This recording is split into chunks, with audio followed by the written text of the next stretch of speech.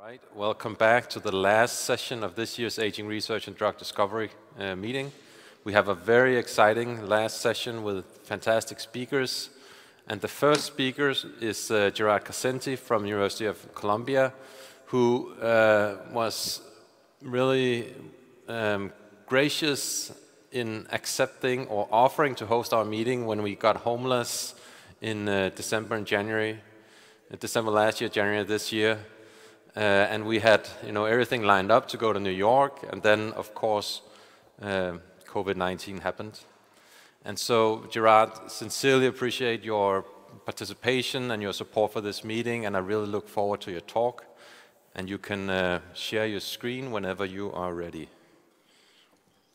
Thank you, Martin. I also thank you for inviting me, because inviting you to New York was also important for putting Colombia on the map of aging. And I will try to give a focused talk on one aspect of what we do in the lab, which is to study the function of this hormone, osteocalcin, an hormone we identified, and how it regulates muscle function and exercise capacity, and the implication of that for aging. And the way we enter in the aspect of osteocalcin biology is by looking at circulating levels of osteocalcin in men and in women. And you can clearly see that osteocalcin goes down extremely quickly in life. It's as low as it will be at 30 years old in women, 45 to 50 years old in men. And it's important because all the functions that are regulated by osteocalcin, the one I will not speak, such as memory or male fertility, and the one I speak about, such as exercise, are declining with age.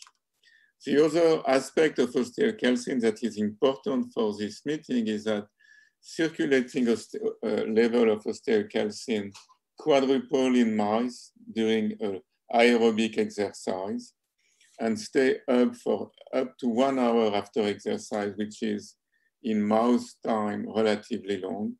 This is true in mice, it's also true in humans.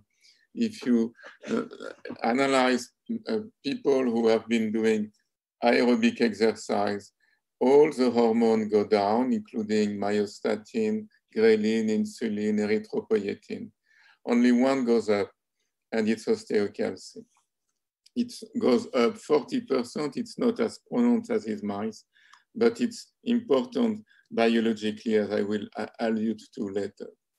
So based on that, we decided to look at something we knew little about, which is aerobic exercise or endurance exercise, which is a survival function that has been conserved during evolution.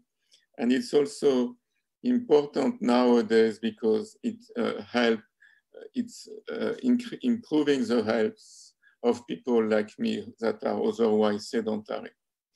Exercise requires that muscle uptakes and catabolize its two main nutrients, glucose and fatty acids. And we know that it cannot be regulated by insulin because insulin goes down during exercise and insulin prevents catabolism. It is in fact anabolic.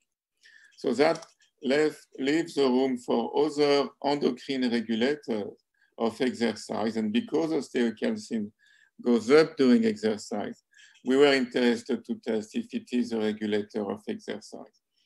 We generated mice that lack the receptor of osteocalcin in myofibers. And starting at 3 months of age, as you can see, these mice start running less than control mice. These phenotypes worsen over time. We knew it was a phenotype caused by the absence of osteocalcin signaling because compound heterozygous mice that lack one allele of osteocalcin and one allele of GPRC6A in muscle also have this deficit in running, whereas single heterozygous mice don't have it.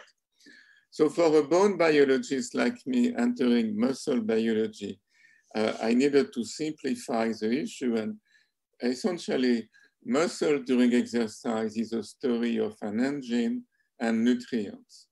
The nutrients are fatty acids and glucose that needs to be transformed in acyl-CoA and pyruvate to enter in the engine, the mitochondria, to be oxidized or to go through the TCA cycle and produce ATP. For the sake of time, I have to tell you that although it may not be the case in absolute terms, osteocalcin signaling in muscle does not affect mitochondrial biogenesis or functions. What it affects is the uptake and the fate of the nutrients. So osteocalcin favors glucose uptake in oxidative muscle specifically, and not in glycolytic muscle. And this occurs specifically during exercise. You can see that osteocalcin injection in wild-type mice increase glucose uptake much more in oxidative muscle than in glycolytic muscle. Osteocalcin favors glucose uptake to the same extent and a similar molar amount of insulin. I'm sorry. And the reason for that is that osteocalcin favors the translocation of GLUT4 to the membrane, just like insulin does it. So in this aspect, osteocalcin favors glucose uptake, the production of ATP. And then we looked at the TCA cycle through metabolomic, and what we saw is that several key components of the TCA pathway, such as fumarate and malate, did not increase during exercise in the absence of osteocalcin signaling, as they did in control mice. This is also true in aspartate. So this aspect of the uptake of nutrient and catabolism of nutrient is specifically under the control of osteocalcin and specifically during exercise.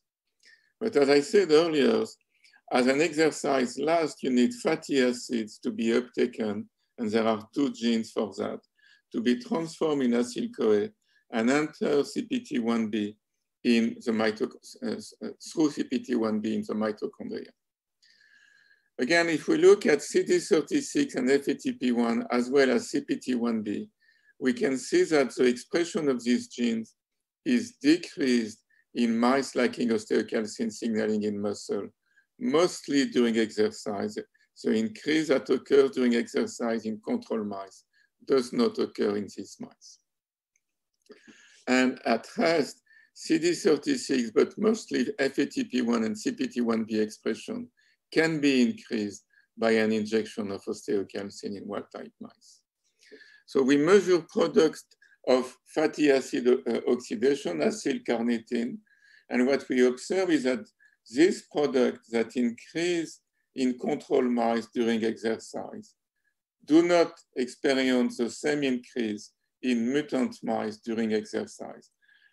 Again, highlighting that the function of osteocalcin in muscle occurs specifically during exercise, aerobic exercise.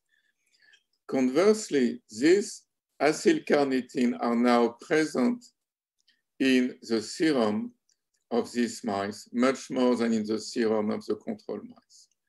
So in essence, what we have is that osteocalcin decreased glucose uptake and the TCA cycle production of ATP, decreased fatty acid uptake and fatty acid oxidation. And as a result, there is a threefold less ATP production by muscle during exercise in mice lacking osteocalcin signaling in myofibers. As I said earlier, circulating level of osteocalcin go down with age. So we wanted to know if this was telling us something about the rationale of this function of osteocalcin. And so what we did was to take mice that were 3 or 12 or 15 months old, and put them on a treadmill before or after receiving an injection of vehicle of osteocalcin. If you do that in the 3-month-old mice, you increase the exercise capacity of these mice 25%, which is also pretty significant. But if you do that in 12-month-old mice, now what you see is that this 1-year-old mouse have exercise capacity similar to a 3-month-old mouse. And the same is true if you do it in 15-month-old mice. So osteocalcin is not only necessary, but it is also sufficient to improve muscle function. Importantly, it does it totally independently of any effect on muscle mass. The two functions are completely disconnected, which has important therapeutic implication. I will come to it at the end. This effect on ability to increase muscle function in old mice requires the presence of GPRC6A in muscle, so it's not due to the signaling of osteocalcin in other parts of the body. We were interested to understand if osteocalcin has other way of improving muscle function during exercise. And through a microarray analysis, we identified IL-6 as a myokine whose expression is regulated by osteocalcin. And in the absence of osteocalcin signaling, IL-6 circulating level, expression and circulating levels decrease. The increase in osteocalcin production that occurs during exercise requires the presence of IL-6, and it's absent in IL-6 knockout mice. So we wanted to know what was the nature of the crosstalk between muscle-derived IL-6 and osteocalcin. So that's the scheme of how osteocalcin works. During exercise, uncarboxylated osteocalcin goes up, binds to its receptor, increase the uptake and utilization of nutrients, and favor the release of IL-6. So mice that lack IL-6 in muscles are unable to run, and you can see that the deficit is quite severe. And it is due to the fact that they cannot make osteocalcin, because if we now make a knockout mouse that lacks the receptor of osteocalcin of IL-6 in osteoblast, these mice also are unable to run, and they do not increase osteocalcin during exercise. Conversely, if you inject osteocalcin in these mice, you restore completely their ability to run. So for IL-6 to improve exercise capacity, it needs to signal in bone and to increase the synthesis of osteocalcin. And in fact, as I just showed you, IL-6 determines the circulating level of osteocalcin during exercise.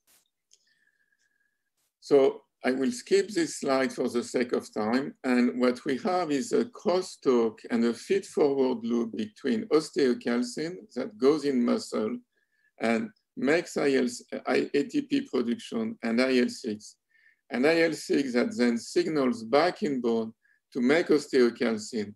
And it is this feed-forward loop that allows us to improve our exercise capacity during exercise. So this is true in mice. It's also true in human.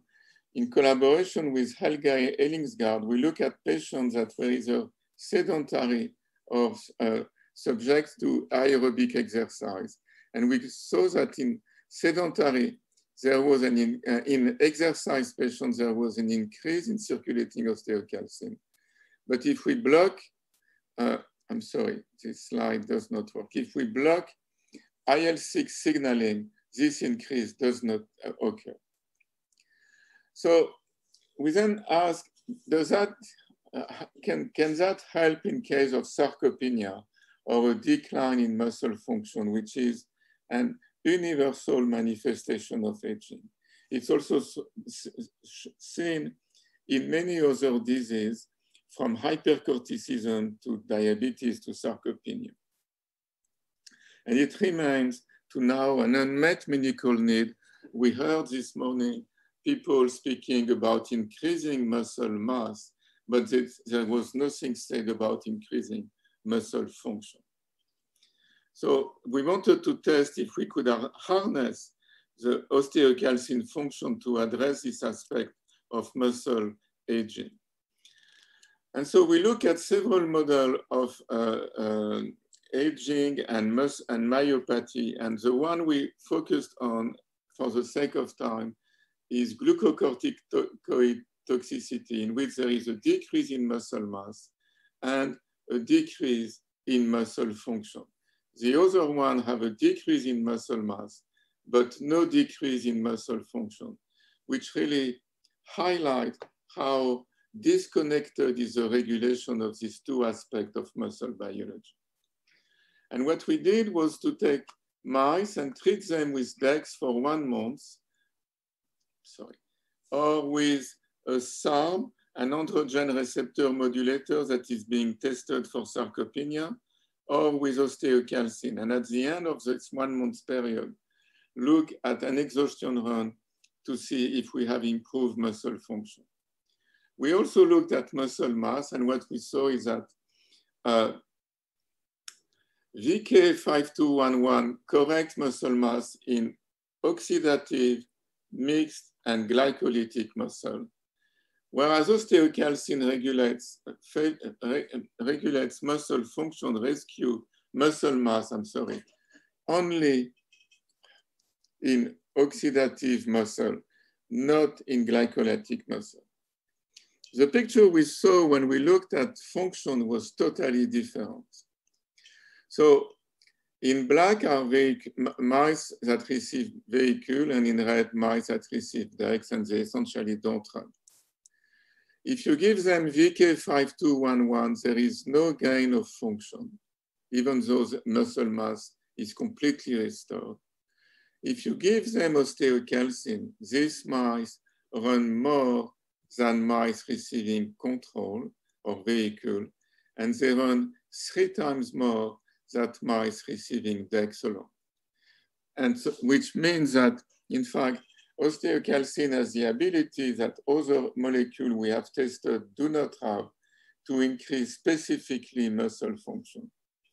In a preliminary experiment, and we have shown by RNA-seq that osteocalcin does that by increasing IL-6 expression, which is another way to increase osteocalcin expression.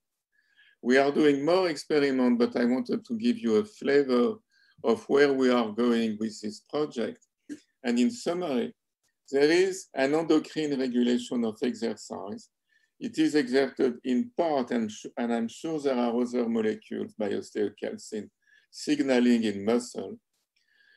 This biology, the biology of osteocalcin signaling in muscle, can be harnessed to treat the decline in muscle function caused by glucocorticoid hormone toxicity. And in that context, osteocalcin outperforms a late clinical stage candidate, VK5211, and as I did not show you, erythropoietin. So this work was performed by Julian Berger, Subrata Chaudhuri, and Paola Mera with the help of Logan Schultz, and I will stop here and take any question. Thank you, Gerard. Really fantastic talk, and thank you so much for being on time. This is a rare event in this series. There's a number of questions online, and Gerard, if you stop sharing your screen, then we can see your... Yes, perfect. And so we have the first question is from Michael Peter.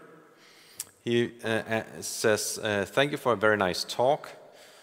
Gerard, does osteocalcin supplementation also impact cognition? Yes, it does, and it does it better in old mice than in young mice. This is a paper we published in 2017. It is necessary and sufficient to improve cognition.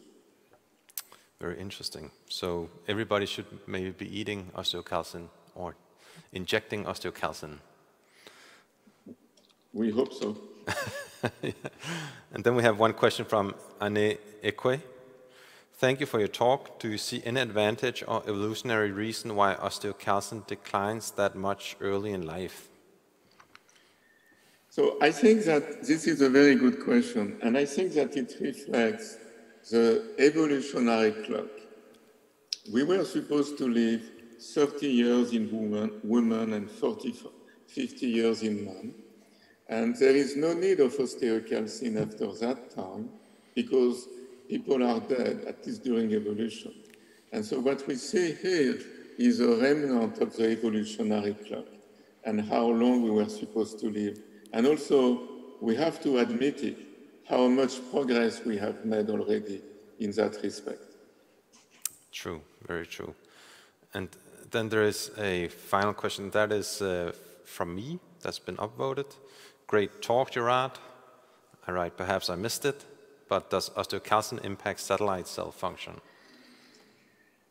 As far as we can tell, it does not. We have not done the genetic experiment, but the phenotype that we see appears around 3 months of age. The number of satellite cells does not decrease. I cannot be absolutely formal because we have not deleted the receptor with a PAX7 but I would say it doesn't seem to be a stem cell-initiated phenotype. Okay. Thank you so much, Gerard. There are more questions on Slack. It would be great if you go on there. And finally, I just want to say also thank you again for your support of the meeting. And I really, really hope that we can be at Columbia next year. That would be really fantastic. Me too, Morten. Okay.